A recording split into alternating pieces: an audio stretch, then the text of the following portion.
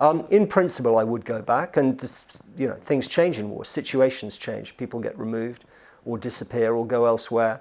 I think, in essence, our job is to report. I think the necessity of bearing witness transcends the perspective of other people towards journalists, until the point that it becomes impossible. And it's not, in Syria, it's not impossible still. There are still journalists going into Aleppo now. You've worked across the Middle East. I don't know if you've worked very much in Egypt. I mean, I lived in Egypt for 3 years as a foreign correspondent, and I am amazed and horrified, frankly, at what has happened in the recent past to the 3 Al Jazeera journalists who were doing their jobs, ended up with 2 of them 7-year sentences and the third man a 10-year sentence. It's horrifying.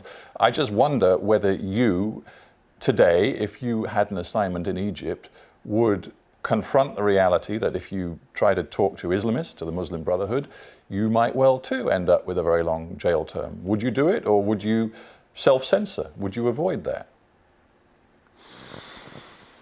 I wouldn't self-censor and avoid that. I would have to think for some time beforehand. It's a different set of worries.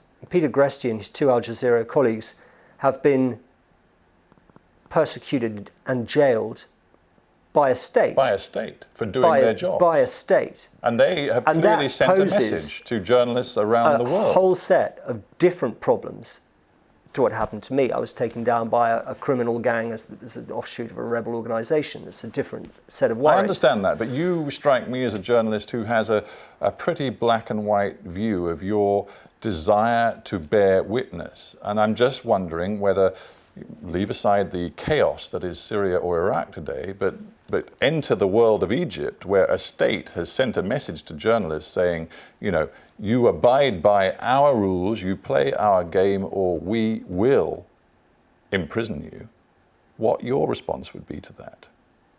My response would be to my editor that it would probably be easier to work in rebel areas of Syria than to work in a state-controlled area where the state has sent a message as clearly as that. So you would not interview the Muslim Brotherhood right now?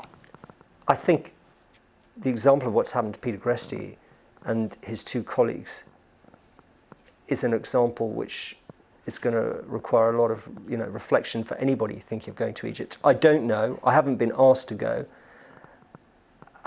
It's difficult. It's a difficult question to answer.